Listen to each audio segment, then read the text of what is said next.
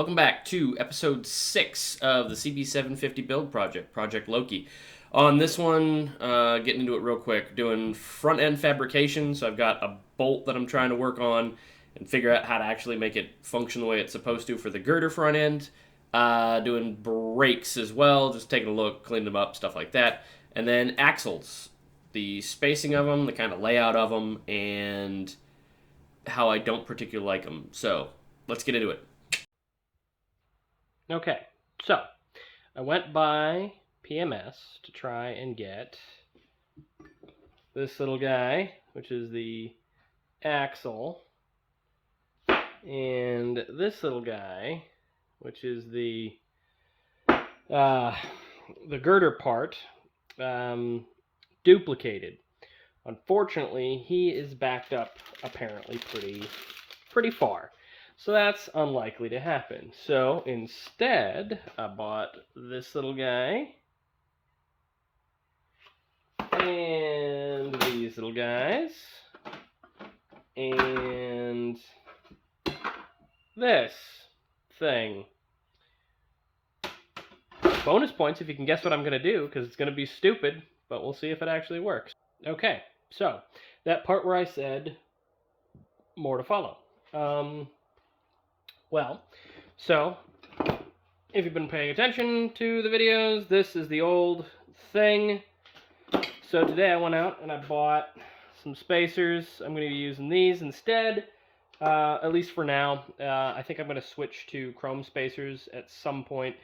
But for right now, those little zinc-plated doohickeys just to get the bike rolling will be fine.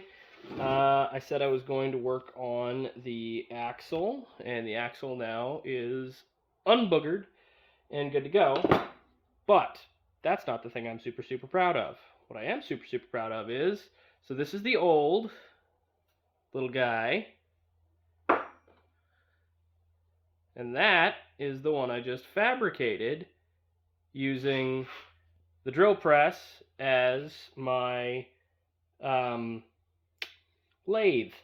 So what you can see is they're actually pretty damn similar.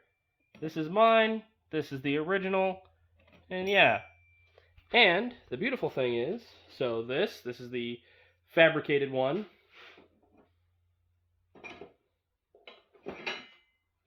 Just like it's supposed to, slides in but doesn't slide out on both sides, and it works exactly as intended somehow. So I've managed to turn my drill press into a makeshift lathe that I can use to machine parts that otherwise would cost me either hundreds of dollars or weeks of waiting. So I am going to, I think, do a mock assembly and see how this front end looks now with the new componentry. We'll see. Might be back a little bit later. Okay, so here's where I'm at currently. So front end is completely back on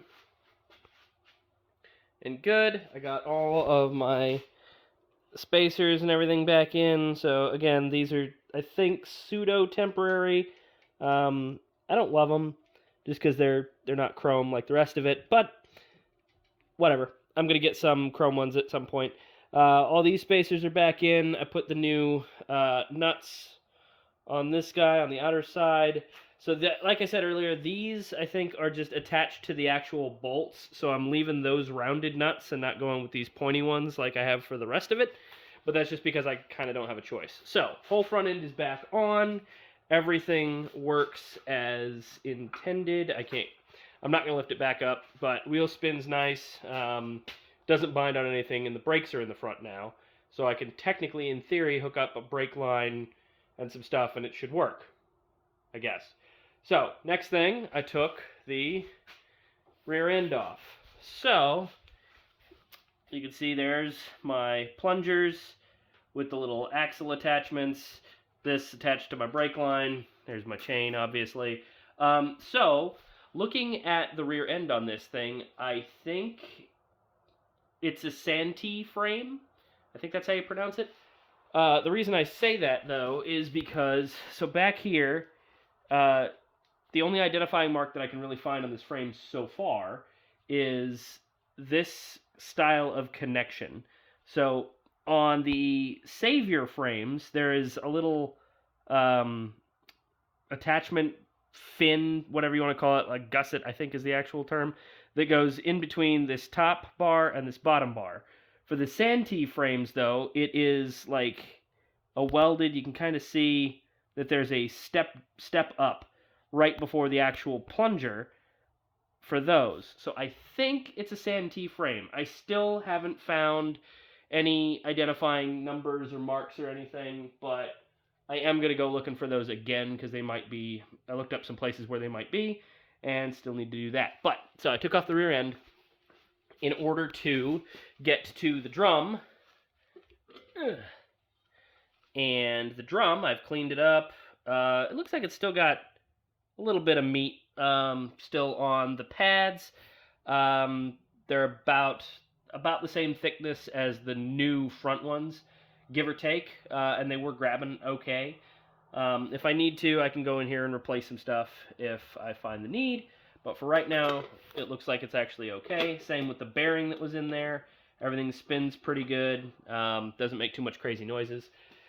Then we got up here, here's what was on the actual axle. So, here's the fun part. So, this was on the outside, left side, when you're staring at the back of the bike, left side. Then we had all these washers that were sitting there as a spacer. Then we had this little guy, which is the adjuster. And then it had this, was run up in there. I don't think that these are the correct adjusters, because normally you'd have like the adjustment screw on the inside, or the lock screw sort of on the inside, so that the whole bolt can go in like that. The problem is these ones just kind of spin on the inside because they're not wide enough to jam in between those two bits. So I'm probably going to be replacing that with something more like this, where it slides in and then it can't spin on its own. So that's what I'm thinking for that one. Then over here, obviously axle, another spacer, this little guy, which is the same as on that side. Same issue here. These aren't even the same size. They're completely different components. They're just, it's all wonky. And then spacer on the outside. And then, so it goes this, wheel, this, all these spacers, which I don't even think that those are necessary, and then nut. And I forget what millimeter that is, but it's something that I'll have to find another version of, because this is all, it still works. It's the threads I don't think are actually messed up, but it looks like shit, so I'm probably going to replace it. But that's where we're at with that. So my next thing is clean up all these components, probably run those new bolts or new, I guess, threads, adjustment threads for the axle spacing so that I can tighten it up and tighten up the chain and get my alignment, rear alignment correct. And that should be it for the rear. Everything looks like it works. I cleaned up the brake drum pretty well. Yeah, so that's where we're at. Other than that, just continuing to get this back on the road. And that's it. Good evening. So, been working on the bike some more, and rear end is back together. And it's on its own block of wood. Not kickstand, just its own block of wood there under the case. So, everything feels nice, everything feels tight. I've got a little bit of an issue. So these, I got new replacement components here. So I got a bunch of stainless bits, the new nut that's in there, these two nuts, and then this guy. It works. I'm sweating because I was kickstarting it, and it still fires and it still works, but that's exhausting in this heat. So yeah, I've got all the components reattached. The rear tire is a little tight. So I don't love how these actual axle spacers work. Like they push the axle back the way they're supposed to, but I don't have a good way to make this go straight back. It likes to kind of go in cockeyed sometimes, and I don't really know why. It's got a good solid flat place to sit on, so I don't know.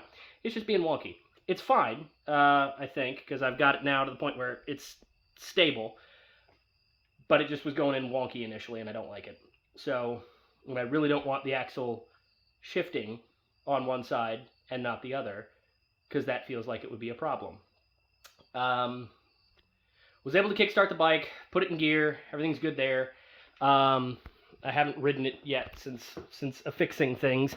There's the new setup for the top risers. I went through, got the lights back on, got all that kind of stuff.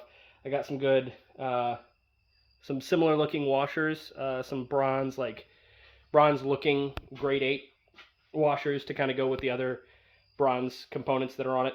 So everything looks the way it's supposed to. Everything feels the way it's supposed to. The engine kicks over now. It was a little finicky because I haven't started it in however long it's been. But yeah, that's where we're at. So everything's put back together again. Yeah. I think the next thing, though, is now that that brake is cleaned up and I know that it works, I need to try. I think what I'm going to do is this arm here is affixed to the frame up front. So what I think I'm going to do is I'm going to replace this little wire, or this, there we go, this steel bar, and I'm actually going to run a mount in here to mount an actual brake cable to, and then I can run a brake cable up to where I'm going to build my forward controls up there instead. But of course I can't do any of that until I get the forward controls built. I have an idea for how I'm going to build them. It's a little finicky and a little ghetto initially, but we'll see. It'll be interesting. More to follow on that, but that's where we're at. So bike is back down on the wheels. Everything's tight. Everything works the way it's supposed to so far. On to building more pieces. Okay, that does it for this one. Not trying to rush through, but I got some fun stuff in the garage now that more parts have shown up and more progress has been made. So I'm trying to multitask. So I'm trying to knock these out quicker so that I can get to the more in-depth stuff here quicker. So thanks for joining, like and subscribe, and I'll see you next time.